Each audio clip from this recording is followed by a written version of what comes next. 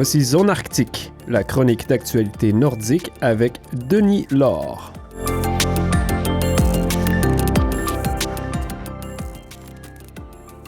Le Service de la santé publique du Canada est à la recherche de travailleurs et de travailleuses dans le domaine de la santé pour aider au service dans différentes juridictions nordiques. On cherche spécialement à recruter pour des emplois à court terme, de 6 à 8 mois, à Iqaluit et à Yellowknife pour aider à promouvoir des projets liés à la tuberculose et à d'autres maladies contagieuses. L'interdiction de l'utilisation et du transport de mazout lourd comme carburant dans les eaux arctiques est entrée en vigueur le 1er juillet 2024. Des exceptions, cependant, tous les navires à double coque seront exemptés de l'interdiction jusqu'au 1er juillet 2029 et les navires participant au réapprovisionnement des communautés de l'Arctique peuvent demander une dérogation jusqu'au 1er juillet 2026. Le mazout lourd est un terme utilisé pour décrire les combustibles à faible coût, de viscosité et de densité élevée, qui restent longtemps présents dans l'environnement en cas de déversement. Le mazout lourd est généralement utilisé par les vraquiers desservant les mines, les transporteurs de marchandises diverses et les pétroliers desservant les communautés. Le député libéral des Territoires du Nord-Ouest, Michael McLeod, a annoncé le 10 juillet qu'il ne sera pas candidat aux prochaines élections. M. McLeod a dit vouloir passer plus de temps avec sa famille. Le gouvernement des Territoires du Nord-Ouest a annoncé l'ajustement du salaire minimum pour 2024. La hausse, qui fera passer le salaire minimum horaire de 16,5 $ à 16,70 $, entrera en vigueur le 1er septembre 2024. Cette augmentation a été calculée à l'aide d'une formule basée sur le changement en pourcentage de l'indice des prix à la consommation et le salaire horaire moyen pour 2023. La Garde côtière canadienne a amorcé sa saison annuelle des opérations dans l'Arctique.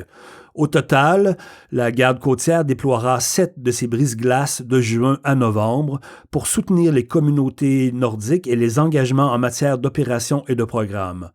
En plus des travaux de déglaçage, ces navires participent à des missions scientifiques, à du ravitaillement, à la cueillette de données et à l'aide à la navigation. C'est à la firme Wildstone Construction and Engineering que le gouvernement du Yukon a confié la phase conceptuelle du nouveau centre des loisirs de Dawson City. Ce nouveau centre remplacera à terme le Art and Margaret Frye Recreation Centre. Le groupe Wildstone a ses bureaux en Colombie-Britannique. Le Canada a annoncé le 10 juillet le début du processus de sollicitation pour acquérir 12 sous-marins à propulsion classique capables de naviguer sous la glace. Le ministère de la Défense nationale rencontre actuellement des fabricants et des partenaires potentiels dans le cadre du programme de sous-marins canadiens de patrouille.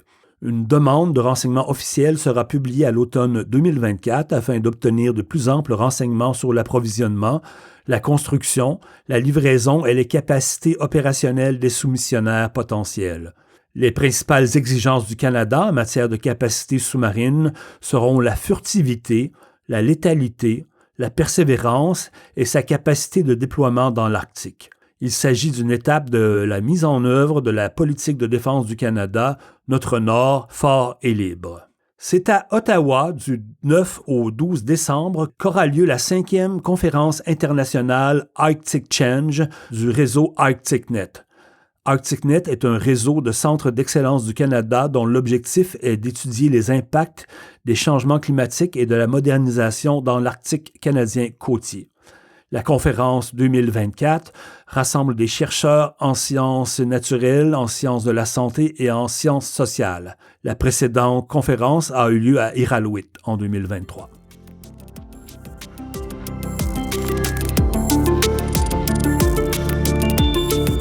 Zone Arctique est produite par Médiaténois. Retrouvez toutes les capsules sur le site web media-union.ca ou suivez-nous en mode balado sur toutes les plateformes de diffusion.